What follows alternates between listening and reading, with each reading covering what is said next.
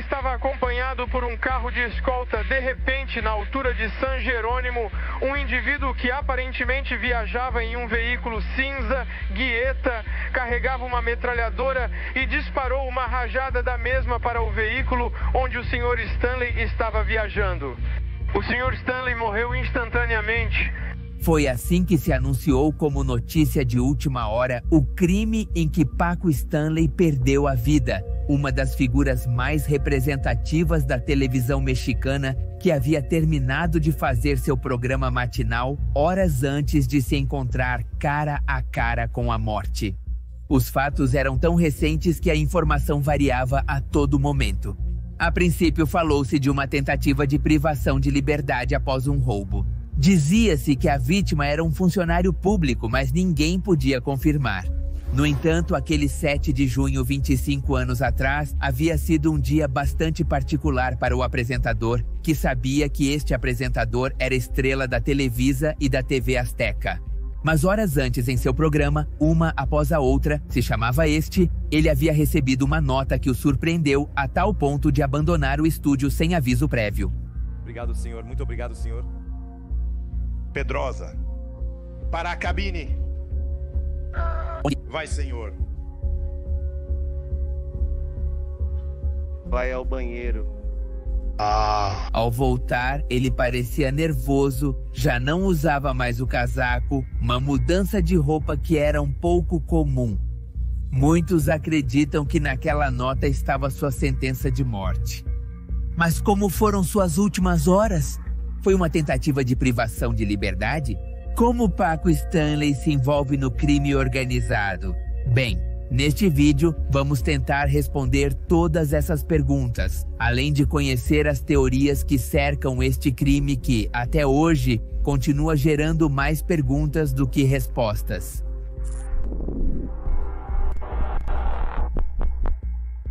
Paco Stanley tinha 56 anos quando perdeu a vida e uma carreira extensa que o colocou no topo do sucesso e no coração de seus espectadores. Ao longo de sua carreira, ele era conhecido como locutor, apresentador, ator, poeta e até político. Mas antes de conhecermos suas últimas horas, vamos voltar no tempo para conhecer seus começos. Paco chegou a este mundo em 3 de julho de 42 na capital mexicana com o nome de Francisco Jorge Stanley Albaitero. Vinha de uma família muito humilde e tinha alguns problemas como qualquer outra família. Em algumas ocasiões, de fato, Paco mencionou que seu pai tinha problemas com o álcool. Durante seus anos de estudo, ele fez graduação em Direito e estudou Psicologia, Marketing e Publicidade, 2/6 na Universidade Nacional do México. Um de seus primeiros trabalhos foi ser professor de literatura no ensino médio, mas no final das contas, tudo isso teve pouco ou nada a ver com o futuro de Paco. Seu destino era entreter as pessoas, algo que ele fazia naturalmente com um charme que não precisava de um diploma universitário. E ele perceberia isso logo quando deu seus primeiros passos na mídia. Aos 27 anos, no ano de 69, ele começou na rádio XEXAM, participando de diferentes noticiários. Um dos que mais se destacou em sua carreira foi Capitanes Infantiles del Aire, onde interpretava vários personagens, sendo o principal entretenimento de seus ouvintes. Mas sua carreira deu um salto para a televisão 5 anos depois, com a ajuda da Televisa para o programa Nossa Gente. Paco não sabia naquela época, mas faltava muito pouco tempo para que sua carreira desse um salto direto para o topo. Seus anos de atividade na televisão o levariam a participar de muitos outros programas renomados, como Alegrias do Meio-Dia, Divertidíssimo, A Mulher Agora e O Clube do Lar, onde teve um de seus papéis mais importantes, aliás. Lá, ele se tornaria famoso por seu papel de Patinho, um tipo de personagem secundário que destaca o comediante principal do programa, como seria Maguito ou Mário Besares no futuro. Poderíamos dizer que ele era o alvo fácil para as piadas do principal. Adi então participou ao lado de Francisco Madaleno Fuentes e do locutor Daniel Pérez Arcaras, de quem seria certamente substituto após sua morte. O programa durou 40 anos no ar, sendo um dos mais emblemáticos para as famílias mexicanas. De fato, ele passou 5 anos pelo canal de notícias ECO, onde cuidou da seção de entretenimento, mas o destino ainda reservava para ele um espaço maior na televisão. No ano de 91, ofereceram-lhe a apresentação do programa Ándale, que teve altos níveis de audiência, posicionando Paco como um dos apresentadores mais populares do momento. De fato, esse homem tinha um senso de humor muito particular, um pouco ácido, que com o passar do tempo ele conseguiu aperfeiçoar e transformar em seu próprio estilo. Isso o levou a se tornar uma referência para seus colegas e um apresentador que faria um espaço na mesa do almoço familiar. O sucesso que ele teve foi inesperado. Para que você tenha uma ideia, nem mesmo a produção do programa. Paco tinha uma das histórias de superação mais inspiradoras para o público. Muitos de seus colegas enfatizavam que ele havia construído sua carreira desde o início. Não era filho de um poderoso, nem tinha recomendações, mas seu carisma era o que o tornava querido para as audiências. E assim também chegavam as propostas de trabalho. 5 anos depois sairia La Luz Pacatela, onde compartilharia créditos com este personagem que te contava Mayito Bezares. E além disso, Benito Castro. Esses 2 programas foram os que adicionaram mais um título ao que Paco já possuía, o chefe do humor, assim era chamado. O público o amava e as empresas brigavam para anunciar em seus programas. Em Pacatelas também existia uma tradição que divertia tanto adultos quanto crianças, o galinazo. Quando Paco gritava o galinazo, seu braço direito, que era Bezares, tinha que largar tudo o que estivesse fazendo e começar a dançar. Mas não qualquer dança, tinha que ser a mais desvairada possível.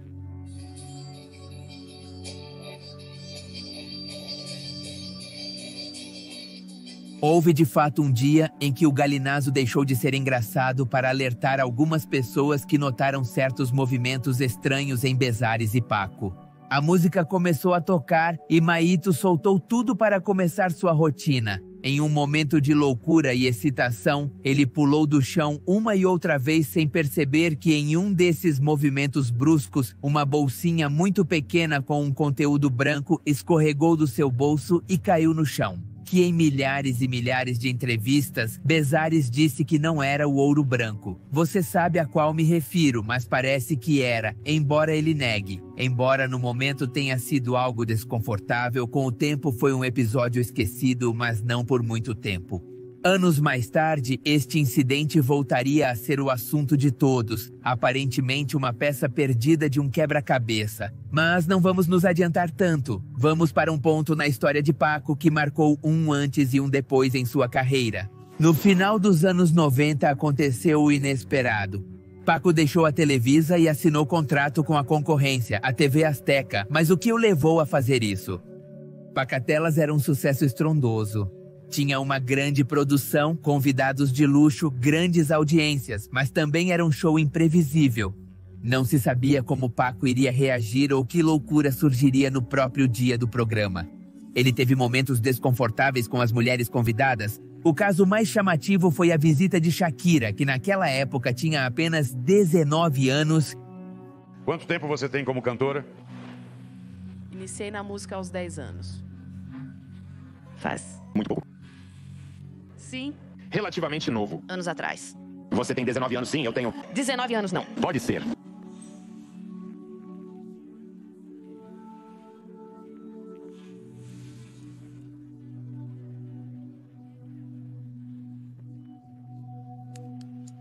Os comentários, na sua maioria insinuantes e assediadores para a cantora, não só a fizeram sentir-se desconfortável, mas também irritaram algumas pessoas com poder na televisão.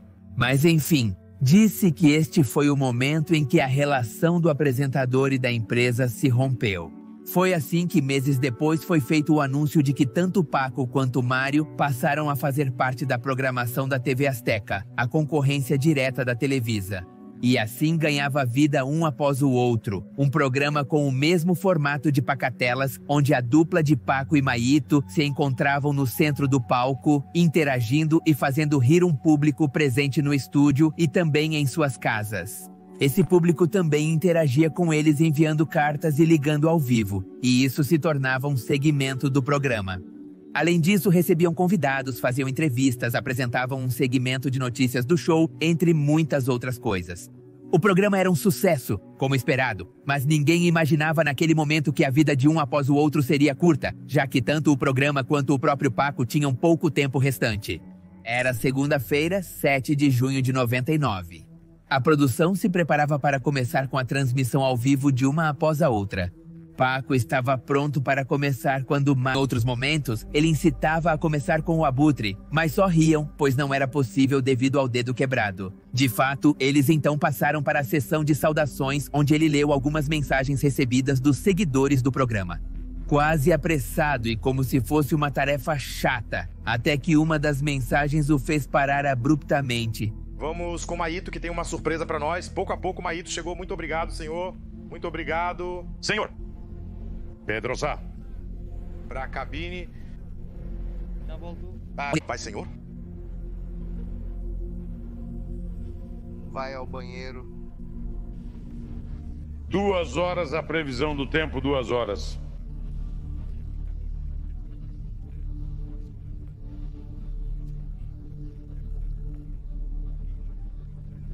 Muitos dizem hoje que a mensagem tinha uma ameaça a ele ou a sua família. Seja o que for, tudo parecia indicar que o apresentador sabia que algo ia acontecer. E é que esta parte não foi a única mensagem estranha. De fato, em algum momento ele envia uma mensagem a um chefe do narcotráfico daquele momento. A agenda de Paco e seu colega Mário continuava. Eles tinham que se apresentar em uma intervenção do canal e depois saíram do estúdio da TV Azteca para ir com parte de sua equipe almoçar no Charco de las Ranas, um restaurante não muito longe do prédio de trabalho. Segundo testemunhas presentes, uma vez que terminaram o almoço, se prepararam para sair do local. Nesse momento, Mário recebeu uma ligação e se afastou da mesa para poder atendê-la. Ao retornar, ele anunciou aos seus companheiros que precisava ir ao banheiro e, como não queria atrasar os outros, disse-lhes para esperar do lado de fora. E assim foi como Paco, acompanhado do jornalista Jorge Gil e seus seguranças, adiantaram-se para esperar Mário em sua caminhonete. Em questão de segundos, foram surpreendidos por um grupo de homens que se aproximaram do veículo do lado onde Paco estava localizado e abriram fogo com uma metralhadora diretamente contra ele, tirando-lhe a vida no ato. De acordo com as informações conhecidas, os criminosos fugiram por uma ponte de pedestres próxima sem serem reconhecidos. Para os jornalistas que estavam na área, o caso era uma tentativa de privação de liberdade, roubo, acerto de contas ou trabalho do narcotráfico. Ninguém esperava ouvir o nome da verdadeira vítima. Houve uma tentativa de assalto e parece que uma pessoa foi ferida. A pessoa que morreu a bordo deste veículo é o Sr. Francisco Stanley. A van em que ele estava esperando por Mário recebeu um total de 36 tiros, vários deles atingindo a cabeça e o corpo de Paco. Além disso, o jornalista Jorge Gil ficou ferido em uma perna e um agente de seguros que estava andando pela área também infelizmente perdeu a vida, enquanto sua esposa havia sido gravemente ferida. E talvez neste momento vocês estejam se perguntando onde estava Mário Bezares. Bem, Mário havia se desculpado para ir ao banheiro e saiu justamente depois que o ataque foi realizado. Coincidência? Eu não sei. Mário Bezares? Sabemos que é difícil, Mário. O que não se pode falar para Teves? Ai, amigo, estou totalmente consternado, não sei o que está acontecendo, não sei o que está acontecendo. Era um homem completamente bom, não tinha inimigos, era um homem totalmente amado por todos, não sei o que está acontecendo. As hipóteses se espalharam mais rápido do que os detalhes da investigação, e isso se deveu principalmente ao uso constante desta notícia pelos meios de comunicação nos primeiros dias após o crime. Na segunda-feira, todos os canais discutiam o ocorrido. Havia uma espécie de morbidez nos jornalistas que aproveitaram a notícia para aumentar seus níveis de audiência. Alguns até chegaram a mostrar as imagens do corpo do comediante após os tiros. O que era certo é que agora eles tinham que deixar a polícia realizar as análises correspondentes, com uma operação de jornalistas seguindo-os a cada passo. Os oficiais levaram a van com o corpo de Paco para a Procuradoria-Geral da República, onde seriam feitos os estudos forenses. O que, na minha opinião, foi a pior das ações, pois moveram todas as evidências. 4 balas no rosto foram as que causaram a saída de Paco deste mundo. 3 desses projéteis entraram e saíram do seu corpo. O 4º foi extraído de seu crânio pelos investigadores. Horas mais tarde, o corpo do motorista e comediante foi velado, acompanhado de amigos, parentes e personalidades do entretenimento, e até políticos que se fizeram presentes para dar seu último adeus à estrela. O cortejo fúnebre foi acompanhado por muitíssimas pessoas, na sua maioria fiéis seguidores que lhe deram uma despedida emotiva, mas por trás dessa dor também se sentia a necessidade de seus seguidores por respostas e justiça. Desta forma, enquanto o silêncio das fontes oficiais se tornava cada vez mais ensurdecedor, as pessoas começavam a apresentar suas teorias. A primeira, que havia ganhado relevância desde o primeiro momento, tinha como protagonista a mão direita do condutor, como te disse, Amário. Muitos consideravam que a maneira como Paco se dirigia a ele, às vezes ultrapassava os limites, especialmente quando falava de sua família. Meses antes do crime, mais especificamente em fevereiro de 99, a família de Maguito esteve presente no estúdio e aproveitou para apresentar o segundo filho do casamento. Paco, ao vê-lo, disse que na verdade era seu filho, insinuando que se tratava de um bebê extramatrimonial. Era uma piada, mas que as pessoas não conseguiram ignorar. Assim chega-se à teoria de que Bezares havia conspirado para acabar com a vida de seu companheiro, principalmente por despeito. Claro, isso só ficou, como te digo, em especulações. Outra das teorias que repercutiu naquele momento foi que o motorista tinha ligações com o narcotráfico, pois no dia em que lhe tiraram a vida, encontrou-se em sua roupa uma bolsa com conteúdo identificado como ouro branco, segundo afirmações da Procuradoria-Geral de Justiça do Distrito Federal. Essas afirmações foram desmentidas pelos familiares do motorista pouco tempo depois.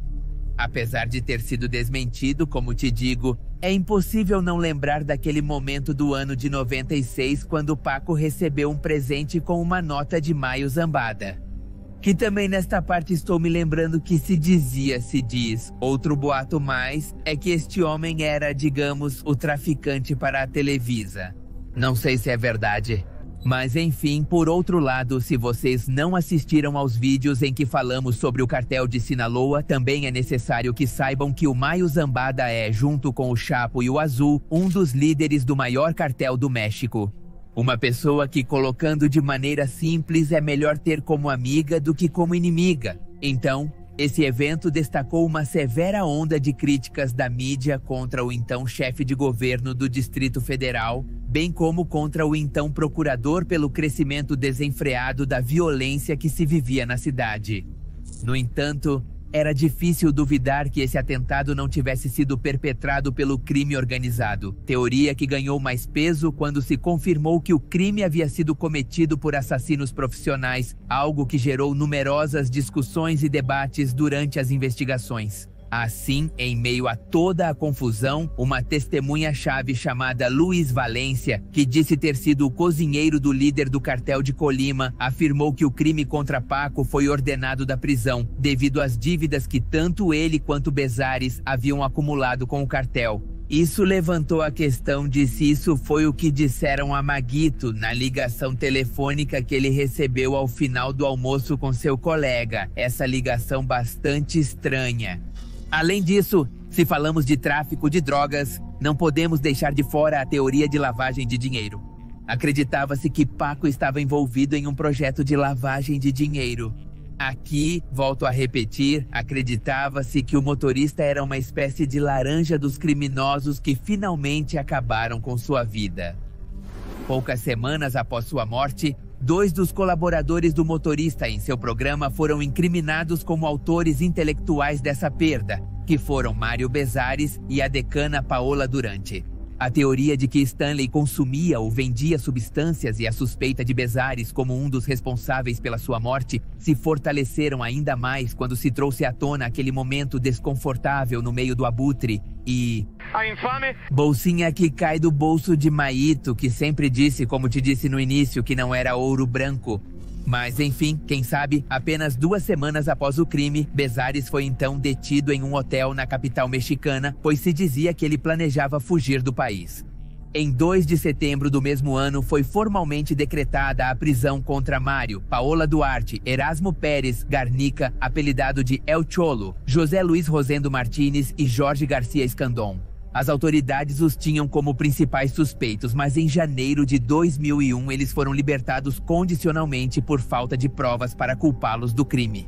Após a tragédia e de passar 1 ano e meio na prisão por um crime que, segundo ele, não cometeu, Mário tirou um tempo longe das câmeras, mas nunca se despediu completamente da televisão.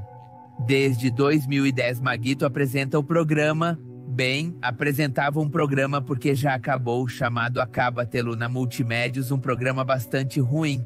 Paola, por sua vez, passou o mesmo tempo na prisão até que sua inocência foi comprovada. Foi dito que ela teve um relacionamento amoroso com o apresentador, mas na verdade não foi assim. Paco queria sair com ela e ela não aceitou. Atualmente, ela está afastada do mundo do entretenimento porque se decepcionou com o tratamento que recebeu e com o ambiente do mundo da mídia, com tantas pessoas que a prejudicaram. Por outro lado, Jorge Gil, o jornalista que estava com Paco em seus últimos minutos, felizmente se recuperou completamente das feridas daquela vez. Ele escreveu um livro sobre o que aconteceu, de 182 páginas, no qual afirmava que naquela época, Thalé e Bezares já não se davam bem. Ele também disse que no dia do crime, Bezares estava se comportando de maneira muito estranha. Depois daquele dia, então, decidiu se afastar dos meios de comunicação. Será verdade, será mentira? Agora é a sua vez de julgar, mas que ele conhecia muito bem. Ele conhecia que ele teve que viver, sim, ele teve que viver o crime e provavelmente sabe mais do que você e eu. Ele disse isso por sensacionalismo para chamar a atenção? Eu não sei. Da mesma forma, eu também não conheço Mário Bezares e não poderia dizer que tipo de pessoa ele é. Na TV, ele aparenta ser bom, mas não tenho certeza. Você me diz isso no final dos comentários. Depois de muito tempo de discussões e indecisões, foi confirmado que a série baseada na vida de Paco verá a luz em 2024 através da plataforma Prime Video da Amazon. Será chamada Quem o Matou? E conta com a atuação de Diego Boneta, Belinda e Luiz Gerardo Mendes como protagonistas, que certamente será um sucesso pelos personagens ou será muito assistida. Disse que a série não tem o consentimento da família. Passaram-se 24 anos desde o assassinato de Paco Stanley e o crime ainda é lembrado pelas pessoas que seguiram sua carreira e desfrutaram de seus programas, mas nenhum dado foi divulgado oficialmente. A pergunta que nos fazemos neste ponto do vídeo é se realmente em algum momento vamos saber o que realmente aconteceu com Paco Styles e se com esta nova série que vai sair agora com Belinda teremos uma nova conclusão ou continuará sendo a mesma coisa. De qualquer forma, você pode deixar aqui nos comentários.